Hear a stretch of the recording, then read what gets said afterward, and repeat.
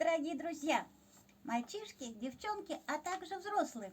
Сегодня у нас впервые в прямом эфире трансляция, практически настоящий стрим. Ну что, мы попробуем.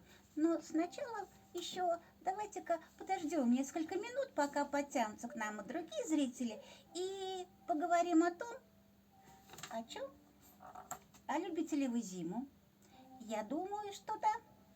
Открою секрет, вернее, не открою секрет, что мы любим зиму еще и за то, что к нам приходит Дед Мороз и приносит разные подарки. И, ребята, смею вас заверить, что такие подарки ждут и взрослые тоже. Так-то. А еще теперь у меня к вам вопрос.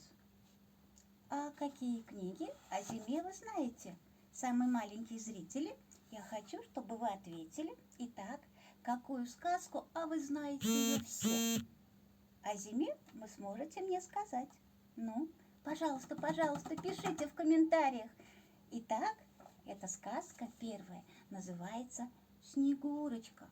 Вы знаете, мне так было жалко раньше Снегурочку, мне и Людвигу XIV, который сегодня также ведет со мной наш эфир, потому что она растаяла. Ну, согласитесь, если бы она не растаяла, то и весны бы не было.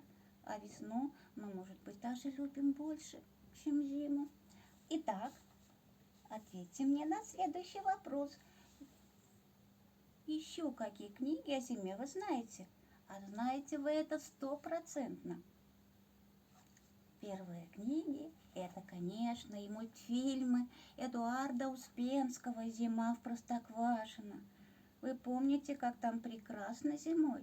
Ну, согласитесь, что в наших краях зима совсем и не хуже. Ведь это правда?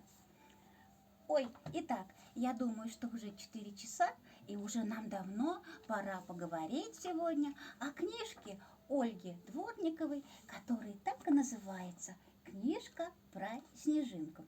Эта книжка, ребята, очень умная, ведь она вышла в литературном издательстве «Настя и Никита». И в этих книгах вы можете узнать просто обо всем на свете. Но я уже отвлеклась, потому что мы с вами сегодня поговорим о снежинке.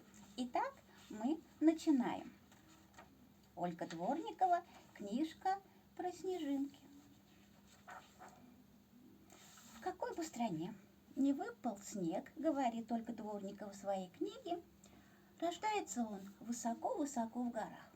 Когда приходят холода, то крошечные водяные капельки, из которых состоит облако, прикрепляются к частицам пыли и замерзают. Так получаются, оказывается, кристаллики льда. Это и есть снежинки. Сначала они такие маленькие, что их даже невозможно увидеть невооруженным взглядом. Но даже такие маленькие крошечные снежинки все равно растут. Они становятся тяжелыми и начинают свое путешествие вниз к земле, то есть к нам. Тогда мы сможем с вами поймать руками вот такую красоту.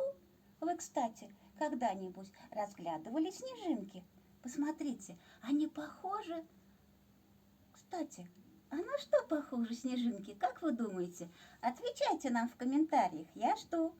А похожи они на звездочки, согласитесь, и на какие-то листочки, на какие-то колесики на ножках, на какие-то колбочки и какие-то палочки. И если к ним приглядеться внимательней, уверяю вас, вы еще и не такое увидите и расскажете своим друзьям. Ой, а когда снегопад, как, например, был у нас вчера, то можно устроить на снежинке настоящую снежную охоту за такими и даже еще большими экземплярами. Но вообще-то для того, чтобы поймать снежинки, нужен мороз. Ну, так, знаете ли, градусов 20-25, минус, ниже нуля, конечно. Тогда снежинки начнут расти такими острыми лучами и иголочками. Счастливой охоты, кто пошел на улицу за снежинками, а те, кто останется с нами, слушайте дальше. Ой, сейчас поговорим о самой главной тайне в 17 веке. Самой тайне о снежинках.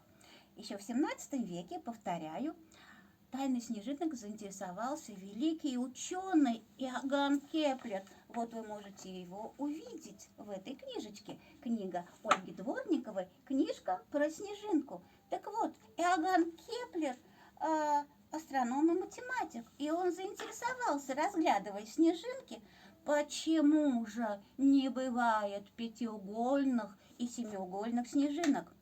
Искать ему, ребятки, уважаемые взрослые, пришлось целых 300 лет. Конечно, не только ему, но и другим людям искать ответ, пока не открыли строение молекулы воды. Если среди вас есть, очень умные, которые хотят вспомнить или узнать, что же такое строение воды, вы почитайте книгу Ольги Дворниковой «Книжки про снежинки». А мы продолжаем. Если мы, как я вчера, пройдем по морозной снежной дорожке, что мы с вами услышим? Что, пишите скорее в комментариях. Мороз, мы с вами идем по тропинке, узкой снежной тропинке, что мы услышим? Конечно же, мы, услышим под ногами хруст. Это не что иное, как звук ломающихся кристаллов. Человек, кстати, не слышит, как ломается один кристалл, одна снежинка, но когда тысячи маленьких кристалликов, и они создают шум, и тогда наши уши прекрасно этот звук воспринимают.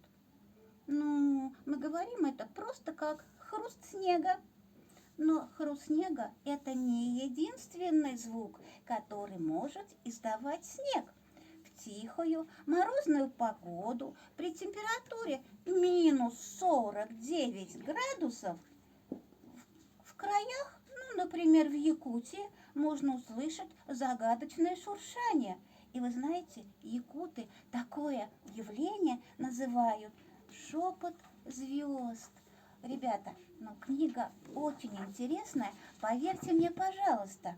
Что еще мне хочется вам сказать? Что, несмотря на то, что снега в наше время очень много, есть еще и искусственный снег. И знаете, он тоже необходим. А чем он нам необходим? Пожалуйста, все-таки возьмите книгу в любой библиотеке Ольга Дворникова, «Книжка про снежинку» и почитайте. Пока-пока!